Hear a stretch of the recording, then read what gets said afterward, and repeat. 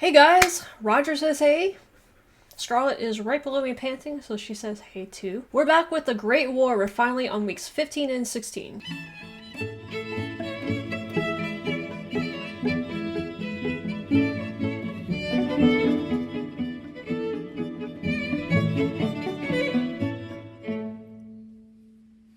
Now, I really appreciate you guys indulging me and letting me go off on a couple of tangents when we tackled some of the special topics with regarding the railroads and planes and cavalry in World War I. It was really cool kind of getting to learn a little bit more about those topics, but we're going to get back to the main event right now, the Great War. Now, I believe when we left off last time, we're kind of like in a stalemate at this point. Nothing is really moving forward that much, so it'll be interesting to see if we're continuing with that in these 2 weeks or if, something happens. So, and I see that coming up, our next video is going to be why wasn't Switzerland invaded in World War I. It's going to be one of the special ones again. And this was actually a question that I had on World War II. I'm doing the World at War over on Patreon. I'm watching that 1973 kind of like mini-series, I guess, documentary series on World War II. And the episode that was released yesterday actually showed a map where it was like all Germany, taking over Europe and then Switzerland by itself. And so I was kind of like, why was Switzerland not invaded in World War II? Looks like the same thing's going to happen in World War I. And so I'm interested in hearing Indian Idell's explanation of that coming up. But before we get into weeks 15 and 16, I do want to do our comment time where I go back and just kind of review some of your comments from our previous videos.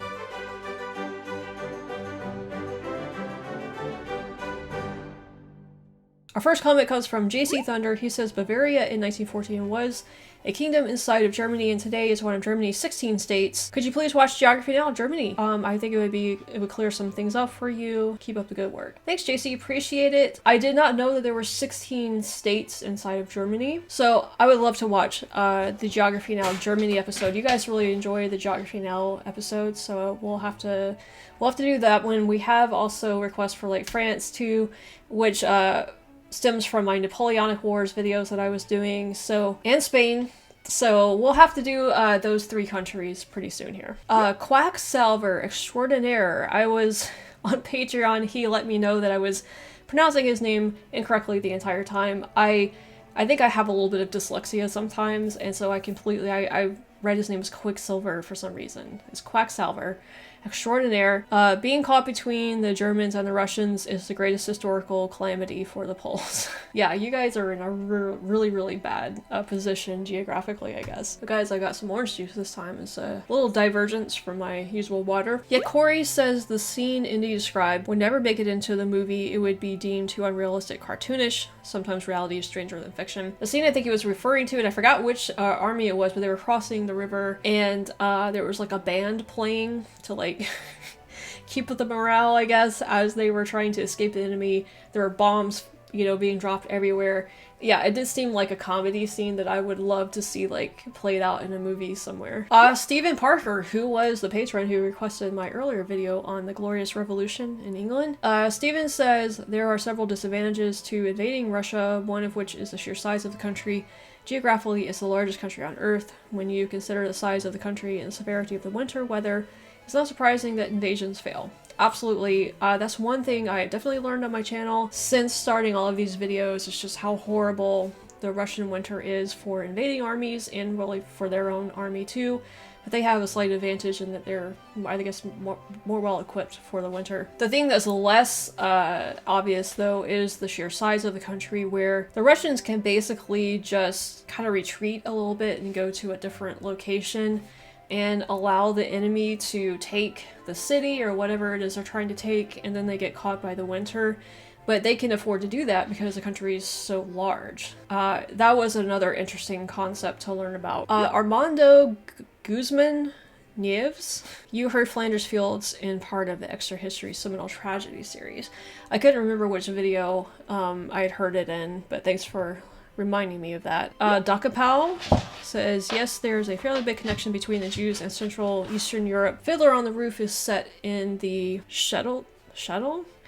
essentially a Jewish ghetto in Russia. I'm actually really big into like Broadway musicals and stuff, but Fiddler on the Roof is one I haven't seen for whatever reason. So I'm not as familiar with it. I know If I Was a Rich Man, da da da da da da da. Like I kind of like know a little bit from it, but I don't know the story and really kind of where it's set and all of that stuff either. So thanks for letting me know about that. I might have to watch that now. Shadow Strom says you're right that the Russians did do something similar in World War II, although they refused to let either Stalingrad or Leningrad fall, but did move arms and tank factories further east beyond the Ural Mountains.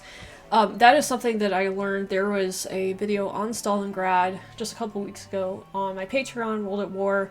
It was on Stalingrad, and they did talk a lot about how a lot of people left Stalingrad to go to the rural areas, and how they moved a lot of the manufacturing and you know, the factories and stuff further east away from the city, and how the people of Stalingrad also kind of like stayed behind to fight against the Germans. So it was again really interesting to learn about kind of the resolve of the Russian people. All right, I'm gonna leave it there for your comments. Appreciate you guys leaving them. I do enjoy reading through them, and I hope you'll do the same for this video right here. We're going to be combining weeks 15 and 16 from the Great War series, Indy 9 into one video. We're doing 2 weeks at a time on this to try to get through it a little bit faster. Let's see what is up in weeks 15 and 16 of the Great War.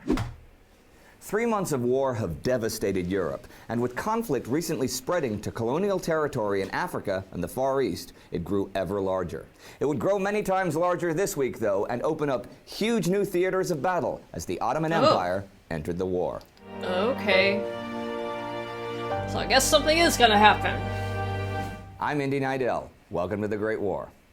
Last week, we saw the Belgians flood the fields of northern Flanders to stop the Germans. Further south on the Ypres salient, the battle raged on, with the Germans readying a new offensive, while the French began to move up to help the British.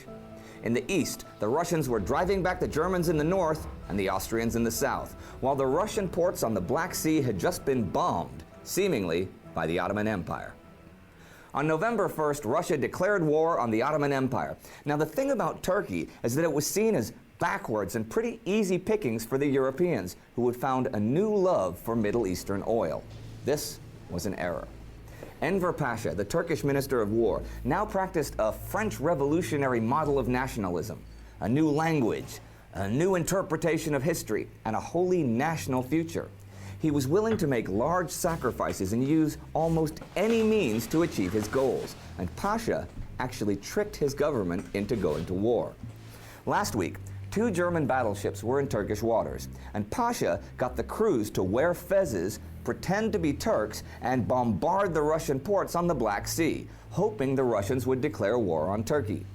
This worked, and 3 empires were now fighting against Russia. But if you look at them, the German Empire, the Austro-Hungarian Empire, and the Ottoman Empire, and their respective war agitators, Helmut von Moltke, Konrad von Hotzendorf, and Pasha, nothing worked out the way they had dreamed, and millions... Wait a second. So Turkey got involved in the war as a dupe by the Germans? Were they kind of like, wait a second, why is Russia all of a sudden declaring war on us? We didn't do anything?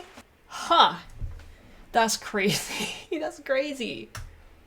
Konrad von Hotzendorf and Pasha, nothing worked out the way they had dreamed, and millions of their countrymen died as a direct result of their actions. The first actions taken against the Turks happened immediately. The Russians sent troops into eastern Turkey in what would become the Bergman Offensive. And on November 3rd, the British and French bombed the Dardanelles, though neither Britain nor France would declare war on the Ottomans for another couple of days. One country with an historic grievance against the Ottoman Empire was Serbia, only independent since 1878, and she declared war on the Turks November 2nd. Now, Serbia was at the center of the beginning of the whole war back in July, though we hadn't heard much from her since she managed to drive the Austrian army from her land in September. But Austria-Hungary was about to try again. On November 6th, General Oskar Potiorek launched an offensive on 3 fronts with 500,000 troops against half that number of Serbs. Potiorek had failed disastrously earlier in the war, mainly through conceit and incompetence, and the confidence of his troops was low in spite of their numerical advantage, but off they went. It's really no surprise that the Austrian army was demoralized when you see what was going on the Russian front. After breaking out of the siege at the fortress of Przemysl, the Austrians had mounted a big offensive against Russia, only to be driven back with terrible losses. In early November, they were once again pulling back from the River San to the fortress, with the Russians slowly tightening the noose. I say slowly, but that's a bit of a surprise at this point, actually. Both the Austrians and the Germans had been astonished by how well and especially how quickly the Russians had redeployed along the Vistula River the last 2 weeks of October to win the battles of Ivangorod and Warsaw. The Russian follow-up plan was pretty straightforward. Continue to drive toward Berlin with their new reinforcements from Siberia and Central Asia, and attack the Austrians further south between Krakow and Przemysl. One problem with this attack, though, was railways. The Russians had been great at using the railways in central and southern Poland in late October, but there were few railways in western Poland. This was a deliberate defensive maneuver, but the Germans had destroyed what few there were while retreating. But in the end, it was mainly because of the unpreparedness of their rear that the Russians pursued their enemies too slowly, and as a result, the German armies managed to escape destruction, and by November 8th, the Russian advance was forced to halt, when the rear was 150 kilometers behind the front lines, which disrupted the supply of both food and ammunition. On the Western Front, there was nothing like 150 kilometers between anything. In fact, the distance between the two enemies was often less than 150 meters, and the fighting was fierce, and it would continue all week long.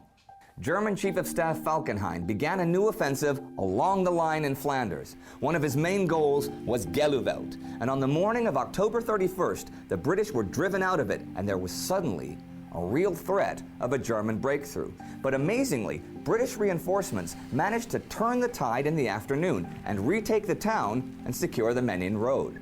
By the end of the day, it was plain that the German advance had been stopped and the feared breakthrough to the sea halted. The British spent that night digging in and fighting off German attacks, and the next day, the right flank of the British lines was taken over and strengthened by French troops. By the evening of November 3rd, much of the German High Command had abandoned their hopes of a breakthrough after suffering 17,500 casualties in 3 days. Interestingly enough, there were many German officers on the Western Front who believed that now would be a good time to reverse the Schlieffen Plan and instead focus on the Eastern Front, where a decisive victory might still be possible. But the Kaiser and Falkenhayn still believed in the Western victory, and on November 6th, the Kaiser himself came to the region to encourage his troops. While there, though, he made a blunder that left a bad impression on many of his soldiers by chatting amiably in English to British prisoners of war. Although the fighting on the Ypres salient would continue to mid-November, several of the battles of the race to the sea were ending this week. Along the line, the fighting was winding down at La Bassée, Messines, and Armentières, but all of these battles, all along the line, that had already claimed hundreds of thousands of casualties, were the real end of something big. They were the final battles of maneuvering along the Western Front until 1918. Whoa! One arena of battle where there would be constant maneuvering throughout the war, though, was at sea. This week, the war at sea reached South America with the Battle of Coronel off the coast of Chile. Now, early on in the war, the German East Asia Squadron under Maximilian von Spee had abandoned its base at Tsingtao once the Japanese had joined the British. Spee's ships had headed east to disrupt commercial shipping. On November 1st, Spee was engaged by a British naval squadron, despite the fact that the British were hopelessly outclassed in ships, crew, firepower, and training. He sank the ships Good Hope and Monmouth, and 1,500 British sailors drowned. Spee's casualties were just 3 men injured. However, he used half of his supply of ammunition, and this was irreplaceable. So in spite of a major victory, Spee was in a bad way. Tsingtao itself was also in a bad way. It had been under siege by the Japanese and the British for nearly 2 months, but at the end of October, the Japanese had begun shelling the city. The bombardment lasted for a week before Japanese infantry could defeat the Germans. A great side note here, Günther Pluschow, one of the most interesting characters of the whole war, as pilot of the only German plane at Tsingtao, allegedly shot down a... Wait a second, that plane looks like an actual bird. What the heck? I don't think I've ever seen a plane look like that before. That's crazy. Pilot of the only German plane at Tsingtao allegedly shot down a Japanese plane with his pistol. This was the first aerial victory in aviation history. Is that even possible? Then left the colony on the 6th, carrying documents and dispatches, but crash landed in China. Okay? He escaped from China to the west, but was arrested by the British in Gibraltar and sent to a POW camp in Britain. After that, he became the only man in either World War to escape from Britain and make it back to Germany. True story. In Africa, this week saw the battles of Tanga and Kilimanjaro, which together were an offensive by British and Indian troops to take German East Africa. Both battles failed spectacularly, especially the larger one at Tanga, where the Germans were outnumbered as much as 8-1, but still won thanks to British incompetence and lack of training, and the brilliance of German General von Lettow-Vorbeck, who would lead the German troops in East Africa until the end of the war without ever suffering a defeat, in spite of always being outnumbered. Now, Lettow-Vorbeck was a master of guerrilla warfare and spent much of the war launching raids that tied down tens of thousands of British and colonial troops, preventing them from going to Europe to fight. So at the end of the week, the Germans are stalled in the west and the Russians in the east. The Austrians are running from the Russians but moving against the Serbs. And with the Ottoman entry into the war and battles in Africa and the Far East, the conflict becomes ever more global. Enver Pasha got what he wanted. The Ottomans were now at war. For Pasha, the aim of the war was clear. A new Turkish nation would be born from the struggle and bonded by the suffering. A nation that did not look to the Arab world for guidance, but looked to itself.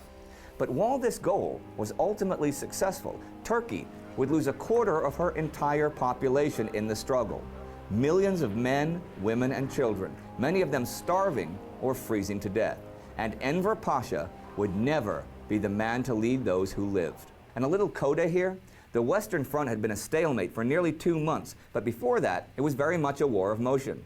This really began to change at the Ain River and the beginnings of trench warfare. You can check that out right here if you haven't already. Okay, so just a quick note before we go into week 16 here. There was a lot of information to take in there, and I got a little lost when he started talking about the Japanese working with Britain. Like, where exactly were they fighting? Because he showed South America and then he jumped to Asia, and so I was a little confused, but it was very quick. So the Japanese were fighting against China? Where again? And what the heck was going on in South America? Like, that came out of left field. I had no idea that South America was involved in this. And it sounded like the Turkish leader, I don't know what you would call him, wanted to get involved in the war as a way to kind of like consolidate, you know, the Ottoman Empire and make it into like its own thing, it seems like. So maybe they weren't exactly duped into getting into the war is what he wanted. It's really hard when you're watching this for the first time to kind of like follow all of the moving parts. So I'm gonna need your help for sure down in the comments to help sort out some of this stuff. I think I would have to watch this video like probably 3 or 4 times to fully grasp everything he said. So if you guys could help me kind of figure some of that out down in the comments, I would appreciate it. So let's go on to week 16. Maybe watching week 16 will help answer some of these questions that I have here. Hundreds of thousands of men have died, and the conflict has now spread all over the globe. And as the snows and winds of November grow harsher and the Western Front freezes into total stalemate, all of the warring armies realize one great reality of this war.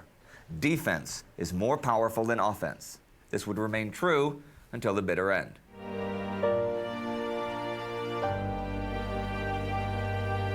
I'm Indy Nidell. Welcome to the Great War. Here's where we left off last week. The Ottoman Empire had just joined the war, and Russia had sent troops into eastern Turkey. The Austro-Hungarian Empire was once again trying to crush the Serbs, while simultaneously further north retreating from the Russians. The Russians had actually pushed back both the Austrians and the Germans, but their advance into Germany had stalled when supply lines grew too long. And on the Western Front, the Kaiser himself had come to Flanders to give his troops moral support as they hurled themselves again and again and again at the Allies at the Battle of Ypres, trying to break through to the sea. The Allies had kept the Germans from reaching the Channel or the North Sea for nearly 2 months now, and though virtually the entire line from the sea down to Switzerland had solidified into stalemate up in Flanders at the ongoing Battle of Ypres, the fighting was heavier than ever. The Prussian Guard was ordered to take Ypres on the 11th, and their attack was preceded by the heaviest artillery bombardment of the war, probably the heaviest of all time up until then. This bombardment had been made possible by a week of stockpiling artillery shells, and for a little while, the Germans actually broke through the British front lines, but were beaten back once again. This attack was so concentrated and so devastating that at one point, the British reportedly thought they saw a wave of Germans. Hang on. The medieval cloth wall? What is that referring to? I don't understand what... Oh, cloth hall. I told you, sometimes I'm dyslexic, I think. The medieval cloth hall. Yips, is that what it was? Okay.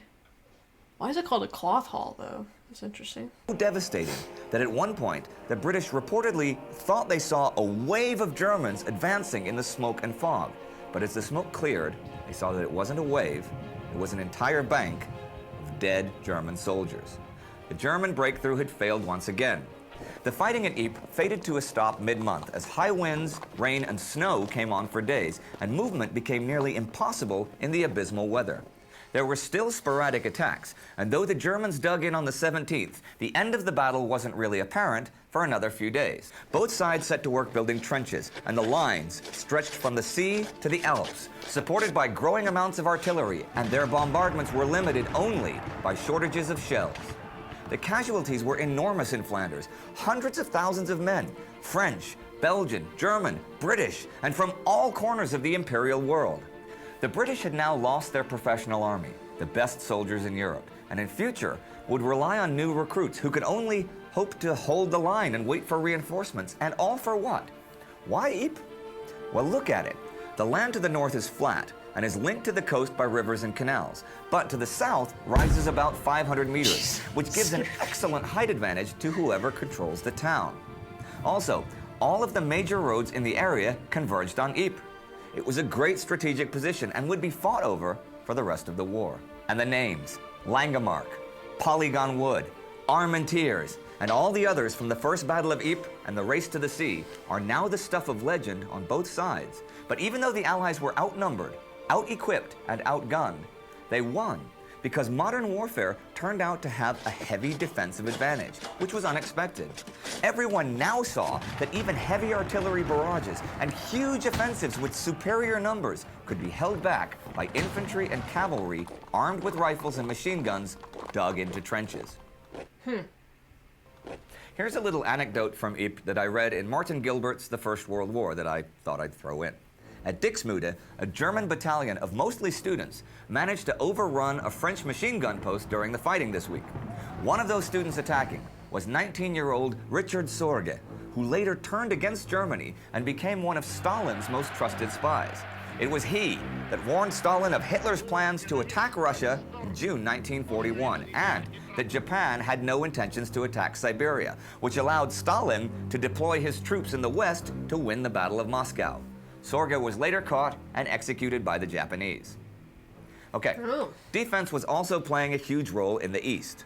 After retreating from the Russians for over a week, an Austrian army, well over 100,000 strong, opted for an entirely defensive strategy and barricaded themselves into the fortress of Przemysl, the Russians at the gates. This second siege of Przemysl began November 9th and would be the longest siege of the war. But though the war had settled down to stalemate in the west and siege in the Carpathians, the center of the Eastern Front was still in flux. The Germans had discovered that Russia was gearing up to continue her temporarily paused invasion of Germany. So German General Ludendorff decided to make a preemptive strike. In a great feat of logistics, he managed to turn and relocate his whole army to strike against the Russian right flank. On November 11th, the Germans attacked, hitting the overextended Siberian Corps hard and opening up a 30-mile gap in the Russian lines, cutting off the Siberians. The Germans were actually outnumbered, but their attack was so well managed, it took 3 or 4 days before the Russian command realized the danger as the Germans pressed forward. The Russians then disengaged and force-marched back to the city of Lodz, a railway center that was very well supplied. And here, they prepared to meet the advancing Germans. The Russians had a gigantic army, but the fronts they were fighting on became larger and more numerous, with a new one opening up as Russian troops invaded Turkey. Now that the Ottoman Empire had joined Germany and Austria-Hungary in the war, this was the first engagement of the Caucasus Campaign that would continue throughout the winter. This attack was named the Bergman Offensive after Russian General Georgy Bergman, and his troops had crossed into Turkey on November 2nd in 3 localized fronts. The Turkish counteroffensive this week was not only large, it also even threatened to surround the Russians. Russian reinforcements managed to prevent this from happening, but this was a real crusher for Russian morale, as their losses are estimated as high as 40%. This was also a big boost for Enver Pasha, the Turkish Minister of War, who'd brought the Ottomans into the war in the first place.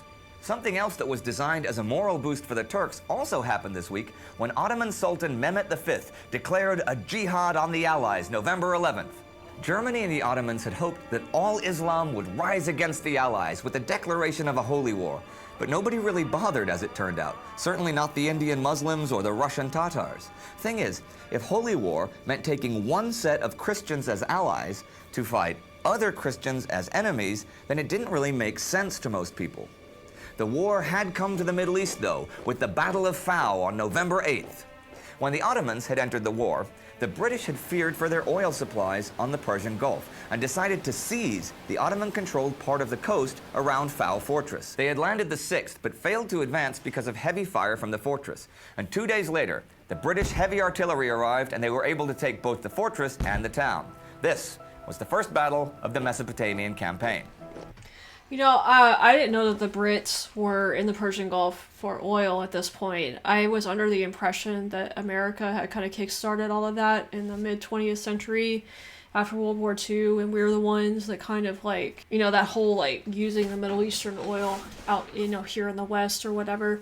But it looks like the Brits were there first. So that's news to me. Also, he keeps talking about the Minister of War in the Ottoman Empire as the one who brought them into the war. That's what he wanted.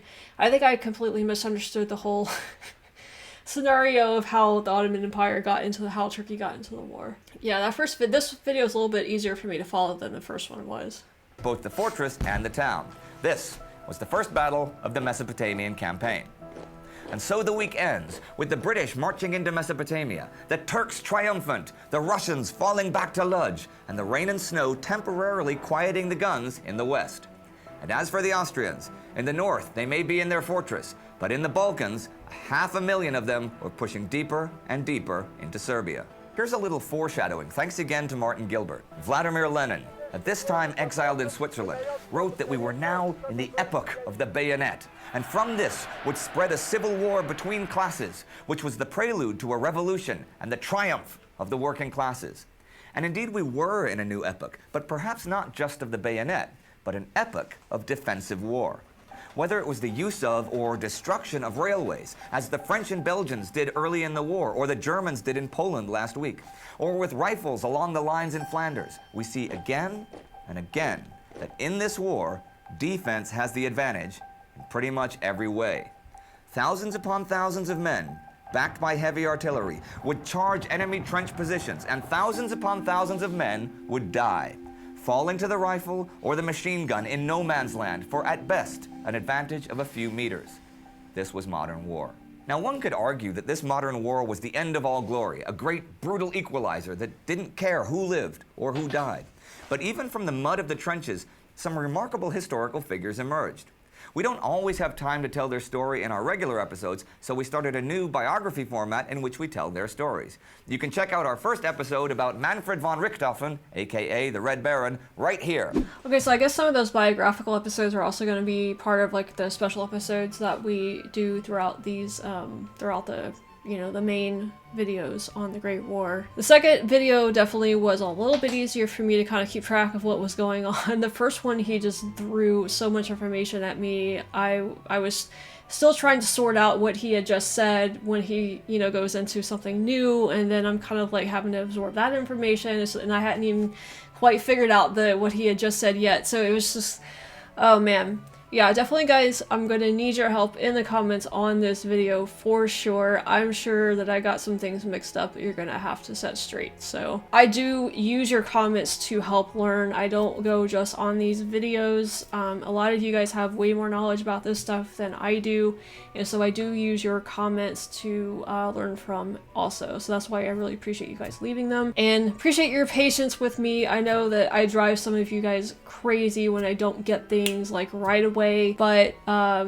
lot of you have probably already seen these videos before multiple times, and so it's quite easy for you to follow along. But for somebody who's brand new to watching this stuff, it's just a lot of information to take in. So he did refer to some things that I had learned about in the not in the Great War, in the World at War series I'm doing on Patreon. So it was kind of cool to see some of that stuff reiterated when he was referring to World War II later on. The Ottoman Empire is one of those, and I've said it before on here, I gotta learn more about that. I don't know anything about the Ottoman Empire. I have done some stuff on the Dardanelles, you know, with the Anzacs coming in, trying to take Gallipoli along with the British. I am familiar with that story, at least in World War I. So I've done probably, I don't know, 3 or 4 videos on that, and they'll be in the World War I playlist on my channel along with all of these. Even though this is a lot of information, it's hard for me to completely sort it out. It is good for me to at least get exposed to it, and I'm sure as we go along it'll be, you know, reinforced more and more. So I have been enjoying this series. I hope you guys have been too. If you have, make sure to like and subscribe. And I've also got links to all my social media, Patreon and Discord, in the description and the pinned comment if you're interested in any of that stuff. Roger here, and I thank you guys for watching as always. We'll be back with, I think the video on Switzerland is going to be next, and then we'll get back into weeks 17 and 18. So stay tuned for that, and we'll see you guys next time.